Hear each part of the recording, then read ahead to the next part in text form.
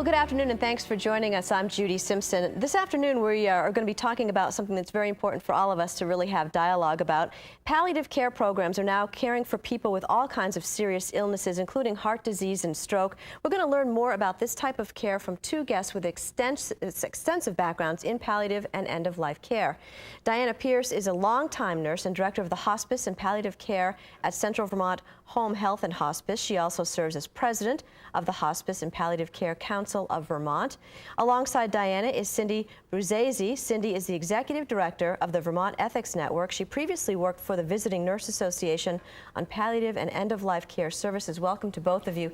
It's kind of a mouthful, but it is important to distinguish between the two different kinds of care. Maybe we can start off talking a little bit about the difference between the two. Hospice care really is an interdisciplinary system of care for people at end of life, people with a few weeks or months life expectancy. Palliative care is much, much broader. Palliative care, in its essence, begins at diagnosis and is a system of care that assists people with symptom management, mind, body, or spirit symptom management, and helping them to be empowered as they go through the process of health care, perhaps ending in hospice care, or perhaps actually getting better. Mm-hmm. And it could be something like pain management, for instance. Mm-hmm. It could be pain and symptom management. It could be advanced care planning.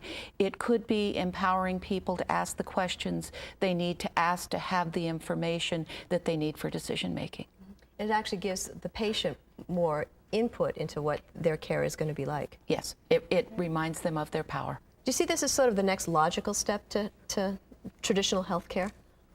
Yeah, I think it's a critical piece of healthcare, particularly as our population is aging, as people are being diagnosed with illnesses, chronic type illnesses earlier, and living with them much longer, having access to palliative care specialists and programs both through home health agencies and in the hospital, where you have people who have training with such a large toolbox in terms of managing the kinds of symptoms that people will be facing with those different kinds of diseases. It really serves to improve quality for people throughout an illness as they get better, or throughout an illness as they, as Diana said, move towards end of life and hospice types of care. And I think the interesting thing about it is it can really be tailored for every patient. Absolutely. It really is about the uniqueness of every person facing life-limiting, life-threatening, or terminal illness. And so it really, it reminds them of their power. It helps them to get through this really circuitous system that we have in healthcare, and encourages them to think about what quality means for them, encourages people to consider and ask questions about what are the results of likely of this treatment, what are the results of our plan, is this plan right for me? I also think it allows them to be able to coordinate between different kinds of providers. Mm-hmm. Yeah. I think palliative care specialists really function within a team setting where they're not just looking at a specific illness by itself, they're looking at it in the context of the whole person and with other kinds of treatments that the patient may be seeking or needing for various different kinds of illnesses. And I think that coordination is really helpful for patients and families, because sometimes it's really difficult when you're kind of on this assembly line and not everybody's talking to everybody. And I think it's really nice to have a nursing team and a physician team of people that are working together to sort of meet your unique needs in that unique situation. Does it make the health care more coordinated then, it sounds like, for the patient? Absolutely it does. And you know, as a healthcare provider, it makes it easier for us too. Because when we have a patient who's empowered, when we have a patient who asks questions about what the outcomes are going to be, what's likely, what's possible, and then having them fit that into what's unique about them, what is appropriate for their lifestyle, it makes it a lot easier to do shared decision making, and the outcomes are almost always better in that instance. And I think, I'm sorry, go ahead. I was just going to say, what are the people that want to know about this kind of care? I mean, do they automatically ask questions about it, or is it something that you really have to introduce? I think these days we introduce it. I think, yeah, I think we're hoping to get to a place where people ask for it when they come in, when they receive a diagnosis. But I do think we're still at the point where we're introducing it. Mm-hmm. This is a paradigm shift. If you think about the patriarchal medical model, and we've moved away from that some.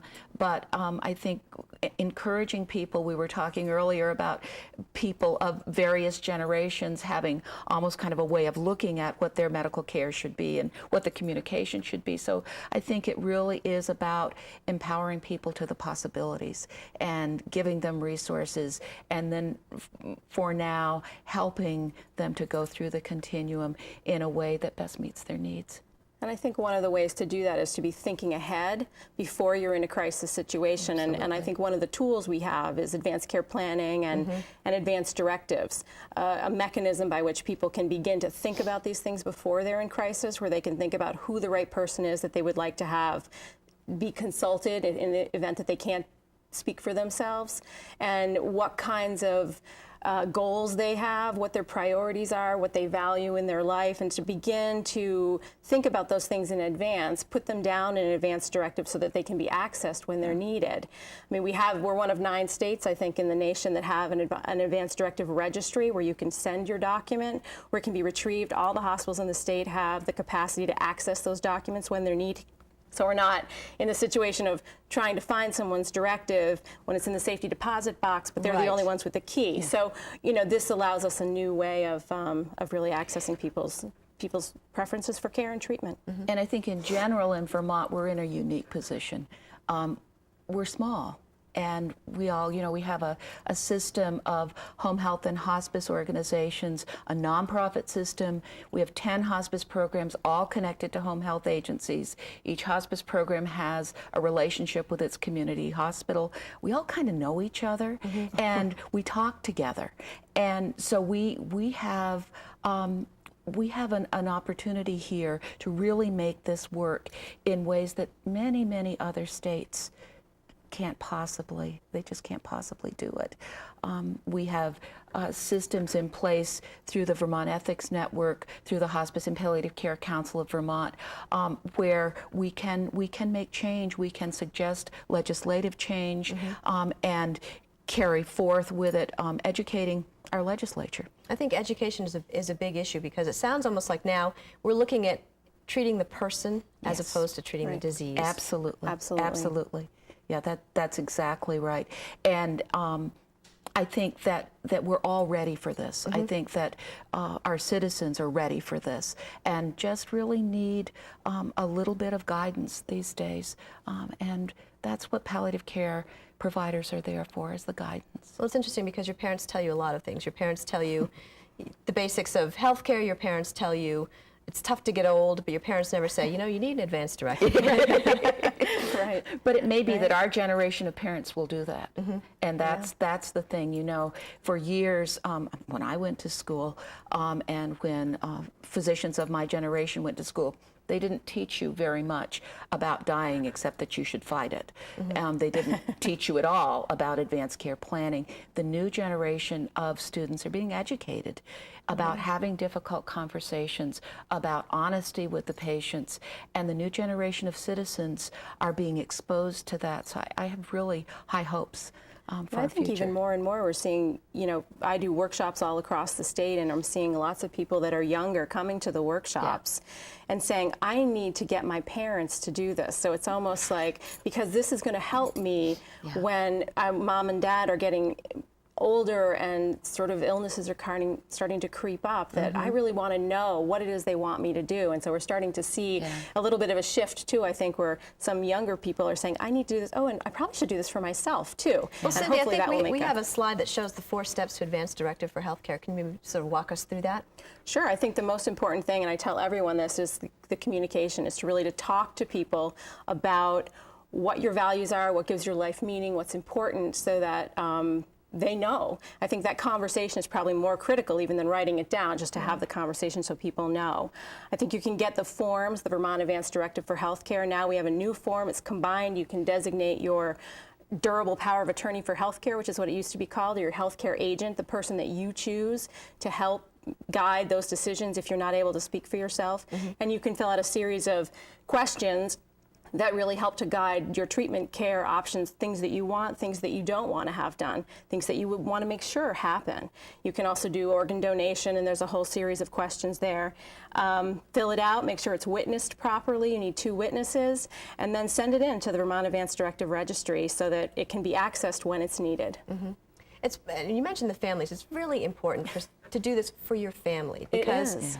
it's horrible to be in a situation when you're in the hospital and it's a critical situation and you have to start thinking about these things and making guesses. Yes. And so many people have said, it was a really tough job, but it made my job so much easier because I knew we were doing what they wanted. Yeah. And I think that's just a gift that you're giving to your family when you help them in that situation. We were talking on the way down, or up rather, here, that this is the week of Thanksgiving. This is Hospice and Palliative Care Month. And what better time to invite people to consider what their wishes are and fill out the advance directive. I had one friend that one holiday season, that was her gift to her whole family, was the advance care planning booklet. And you know, was kind of the elephant in the room for a while, but really evoked conversation and thoughtful conversation. It's an opportunity, really. Yes. And once you do one of these directives, you can change it. Absolutely. You can change it at any time, and you can change your mind in the midst of getting your health care in that moment. I think really what is there is to make sure that if you're ever in a situation where you're not able to communicate, because right now our system really honors patients' preferences. They honor autonomy and your ability to speak for yourself and say what you want. And if that isn't an option for you in a particular moment because of your healthcare status, this allows them a way for that to continue to happen, and you can change your mind at any time. I think it's really important that people understand that it is about choice, and it's as much about the choice to do things, to have things done, as it is about not. I think too often we think about advanced care planning is what I don't want or what I'm not going to let them do. But it's also an opportunity to say, you know, I do want you to do this, and I would like this. And it's less about the specific therapies, the specific treatments, and more about sort of the combined, what do I value, what do I want, what do I need, what works for me. Let's talk a little bit too about end of care health, because that's something that we haven't touched on too much yet.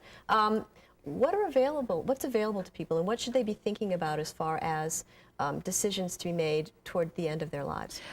There is a wonderful system of hospice care in our state. We were only the fourth state in the country to have available Medicare certified hospice in every single town and city in our state. And this gives people the opportunity to avail themselves of a variety of interdisciplinary, coordinated services reimbursed by Medicare, Medicaid, and most private insurances. It is really an approach of patient choice. It is mind, body, spirit care. So it is looking at what causes discomfort, what causes pain, what causes suffering. Sometimes it's physical, often it's not. What providers can we bring in that will help with those? Help, you notice, not do. And how can we draw on this individual's resources? Sometimes that means family, mother, daughter, son, that sort of things. Sometimes it means neighborhood. Sometimes it means elderly housing projects. Sometimes it means residential care. Sometimes it means nursing home. Sometimes it means in the hospital. Whatever it is, what are the resources, and how can we strengthen them as much as possible? And what are the person's wishes at end of life? Would you say that most people, the wish would be to be at home? Statistically, yes. 95% of people say on survey that they want to die at home. 20% of people die in ICUs. Only about, it's well under 50% of people die at home. There is much work to be done. What would be the first step that you should take then if you wanted to have this conversation with your family? I think that you would call upon your local resources, and that's one of the things that we're trying to do these days, is to map out where the resources are for all people. These days, it is your local home health and hospice organization who can direct you to caregiver support, to actual clinical care. People can ask their physician for a referral to some of these services. If they're in the hospital, every hospital in our state has acknowledged that palliative care is an important entity. So they can ask for palliative care.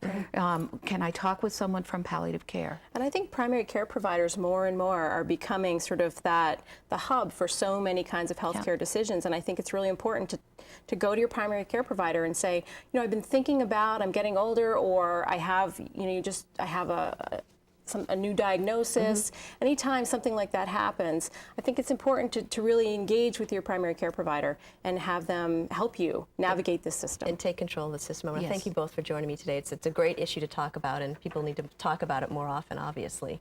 That's our program for today. I'm Judy Simpson. We'll see you again next time on Across the Fence. For a video copy of today's program, call toll-free 1-888-ATF-3430.